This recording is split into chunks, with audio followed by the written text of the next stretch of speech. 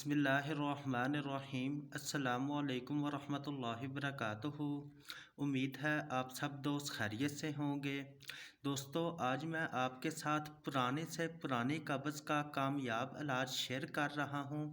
जिन दोस्तों को कब्ज़ का मसला हो, जिन मरीज़ों को भी कब्ज़ का मसला होता है, उनके जिस्म में बहुत सारे मसाइल यानी कि उनके जिस्म में बने रहते हैं, उनका जिस्म बीमारियों की अमाजगाह बन जाता है।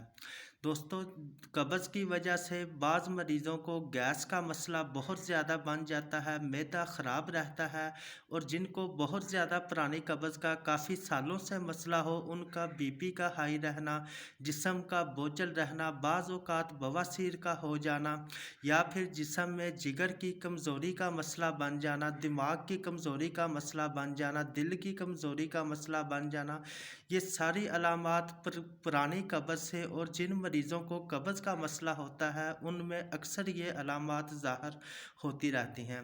दोस्तों, आज मैं आपके साथ ये शेयर कर रहा हूँ रोगने अर्नड, इसको कस्टराइल भी कहते हैं, और अतरीफ़ल ज़मानी।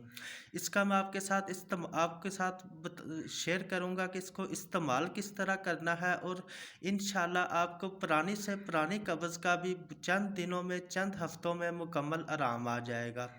दोस्तों, ये अतरीफ़ल ज़मानी है, ये करशी कंपनी की लेनी है। इस अतरीफ़ल का फ़ायदा ये है कि ये मैदा और आंतों से गंदे और फासद मवाद को खारिज करता है।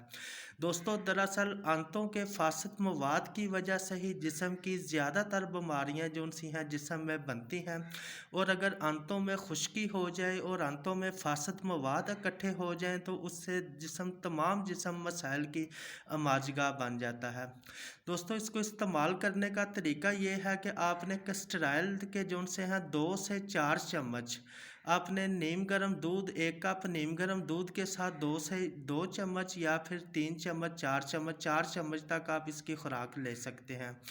आपने रात को सोते वक्त नीम गर्म दूध के साथ लेने हैं, और अतरीफ़ल ज़माने की 1 चम्मच आपने रात को सोते वक्त लेनी है। इंशाल्लाह आपके आंतों की खुश्की, आंतों के में अगर कोई बैक्टीरिया वायरस है, या फिर आंतों की जो सी है आंतों के नालियों के साथ फासद मवाद के जमा होने की वजह से मसाइल हैं, इंशाल्लाह इन तमाम मसाइल से भी आपको निजात मिल जाएगी। और कब्ज़ की वजह से जो से जिस्म में मसाइल बनते हैं, जैसा कि मैदा की गैस का मसला और बहुत सारे मसाइल, इंशाल्लाह आपके तमाम मसाइल चंद दिनों, चंद हफ्तों के अंदर मुकम्मल ठीक हो जाएंगे। दोस्तों, अपनी दुआओं में याद रखें। इजाज़त दें। अल्लाह हाफिज़।